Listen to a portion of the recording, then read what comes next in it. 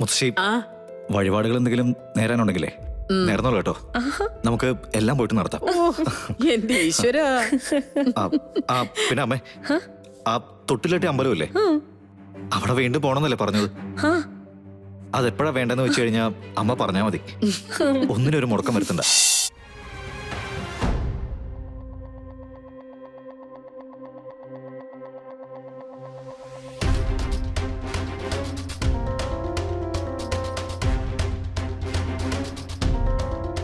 എന്താ അമ്മ പറഞ്ഞാ മതി.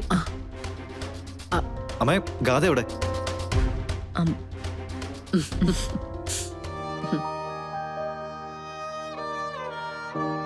എന്താ അമ്മേ, ഗാഥക്കെന്താ ചെറിയ കുഴപ്പമുണ്ടെന്ന് പറഞ്ഞത്? നീ വണ്ടി ഓടിക്കുന്നത് കൊണ്ടാ ഞാൻ ചെറിയ കുഴപ്പമെന്ന് പറഞ്ഞ്. ചെറുതല്ല, കുഴപ്പം വലുതാ.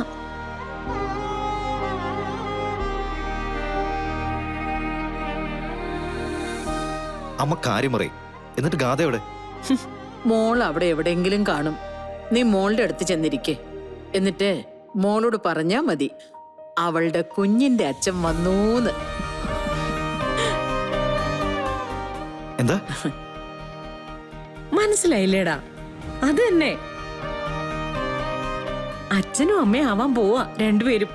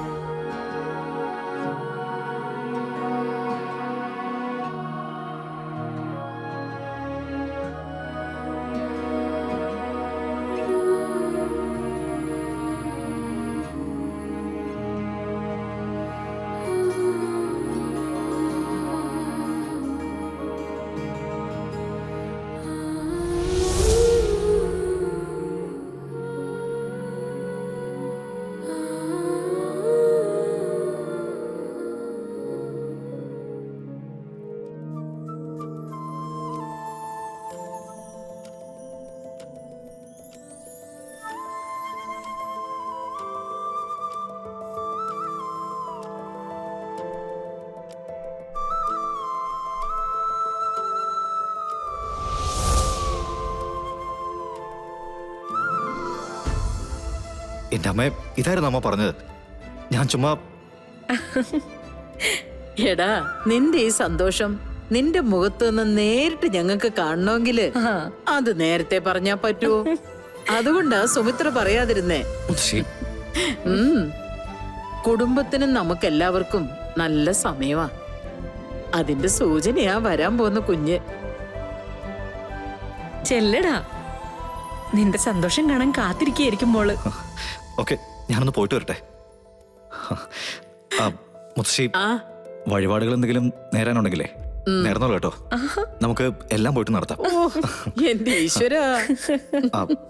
പിന്നെ അമ്മേ, ആ തൊട്ടിലെട്ടി അമ്പലമില്ലേ, അവിടെ വീണ്ടും പോണെന്നല്ലേ പറഞ്ഞത്? അതെപ്പോഴാ വേണ്ടെന്ന് വെച്ച് കഴിഞ്ഞാ അമ്മ പറഞ്ഞാ മതി. ഒന്നിനൊരു മുടക്കം വരുത്തണ്ട. ഞാനൊന്ന് പോയിട്ട് വരാം. ശരി ശരി.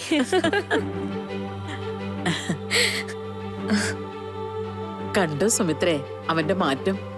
അമ്പലങ്ങളും വഴിപാടുകളും ഒക്കെ പുച്ഛിച്ച് നടന്നിരുന്ന ഒരുത്തനാ. ജീവിതം അവനെ എല്ലാം പഠിപ്പിച്ചു.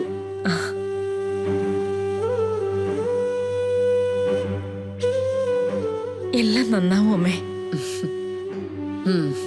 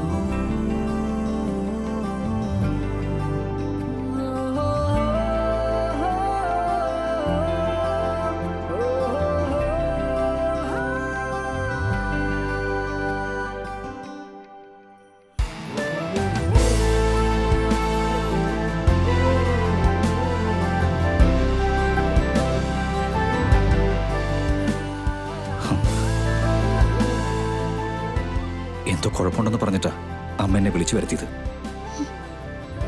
ആ കുഴപ്പം ലോകത്തിലെ ഏറ്റവും വലിയ സന്തോഷം തരുന്ന കാര്യമാണെന്ന് ഇവിടെ വന്നപ്പോൾ എനിക്ക് മനസ്സിലായത്. എടോ, തന്നോട് ഞാൻ എന്താ പറയേണ്ടത്? നന്ദി പറയണോ അതോ ഞാൻ തുള്ളിച്ചാടണോ? എടോ, എനിക്കറിയത്തില്ല.